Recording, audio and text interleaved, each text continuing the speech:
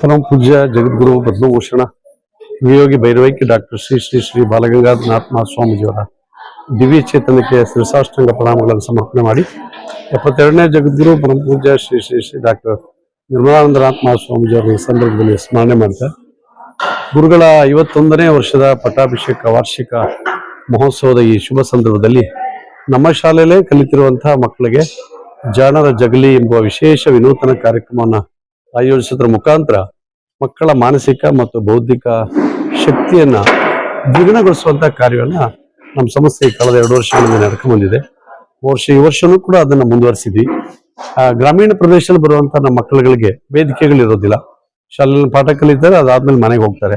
ಆದ್ರೆ ಇಂತಹ ವೇದಿಕೆಯನ್ನು ಮಾಡೋದ್ರ ಮುಖಾಂತರ ಬಹುಶಃ ಮಕ್ಕಳಿಗೆ ವಿಶೇಷವಾದಂತಹ ಒಂದು ಶಕ್ತಿ ಬರ್ಲಿಕ್ಕೆ ಸಾಧ್ಯ ಆಗ್ತದೆ, ಭಯ ಹೋಗ್ತದೆ, ವಿಷಯಗಳ ಸಂಗ್ರಹ ಜಾಸ್ತಿ ಆಗ್ತದೆ. ಆ ಕಾರಣಕ್ಕೋಸ್ಕರ ಬಹಳ ಸುಂದರವಾಗಿ ಈ ಕಾರ್ಯಕ್ರಮ ಮೂಡುತ್ತಿದೆ. ಇದಕ್ಕೆ ಕಾರಣ ಅಂದ್ರೆ ಗುರುಗಳ ಆಶೀರ್ವಾದ. ಅವರ ಪಟ್ಟಾಭಿಷೇಕದ ನೆನಪು ಮಾಡ್ತಾ ಇರೋ ಈ ಕಾರ್ಯಕ್ರಮ ಬಹಳ ವಿಶಿಷ್ಟವಾಗಿ ವಿನೂತನವಾಗಿ ಪ್ರತಿ ವರ್ಷ ಕೂಡ ನಮ್ಗೆ ಅಂತ ಯಶಸ್ಸನ್ನು ಕೊಡ್ತಾ ಇದೆ.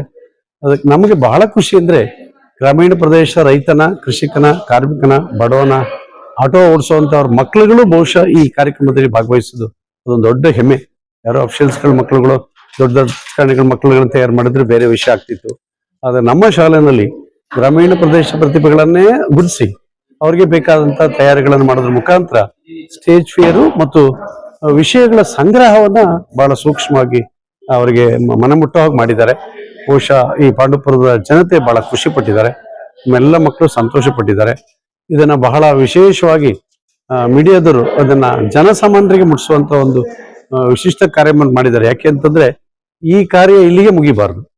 ಇದರ ಶಕ್ತಿ ಹೇಗಿದೆ ಅಂತ ಹೇಳಿ ಬೇರೆಯವರಿಗೆ ಇನ್ಸ್ಪೈರ್ ಆಗ್ಬೇಕು ಅಂತ ಒಂದು ಶಕ್ತಿನ, ಅಂತ ಒಂದು ಕೆಲಸವನ್ನ ಮೀಡಿಯಾದವ್ರು ಮಾಡ್ತಿದ್ದಾರೆ. ಅವ್ರಿಗೂ ಕೂಡ ಧನ್ಯವಾದಗಳನ್ನು ಹೇಳ್ತಾ ಗುರುಗಳನ್ನ ಮತ್ತೊಮ್ಮೆ ಸ್ಮರಣೆ ಮಾಡ್ತಾ ಈ ಕಾರ್ಯಕ್ರಮ ನಿರಂತರವಾಗಲಿ. ಯಾಕೆಂದ್ರೆ ಇವತ್ತು ಸ್ಟಾರ್ಟ್ ಆಗಿದೆ, ಬಹುಶಃ 23ಕ್ಕೆ ಮುಕ್ತಾಯ ಆಗ್ತದೆ ಈ ಕಾರ್ಯಕ್ರಮ.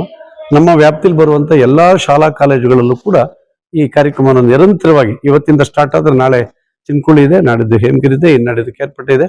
ಈ ತರ ಪ್ರತಿನಿತ್ಯ ಒಂದೊಂದು ಶಾಲೆ ಕಾರ್ಯಕ್ರಮವನ್ನು ಹಾಕೊಂಡಿದ್ವಿ. 23ಕ್ಕೆ ಧಾರವಾಡ ಮುಗೀತದೆ. ಅದಾದ ತಕ್ಷಣ 24ಕ್ಕೆ ಗುರುಗಳ ಪಟ್ಟಾಭಿಷೇಕ ವಾರ್ಷಿಕ ಮಹೋತ್ಸವ. ಆ ಕಾರ್ಯಕ್ರಮ ಮುಖಾಂತರ ಬಹುಶಃ ಇಂತಹ ಒಂದು ವಿಶಿಷ್ಟ ಕಾರ್ಯಕ್ರಮನ ಗುರುಗಳ ಪಾದಕ್ಕೆ ಅರ್ಪಣೆ ಮಾಡಿದ್ವಿ. ಅದು ನಮ್ಮ ಹೆಮ್ಮೆಯ ವಿಷಯ ಅಂತ ಹೇಳಿಕ್ಕೆ ನಾನು ತುಂಬಾ ಸಂತೋಷ ಪಡ್ತೀನಿ. Thank you.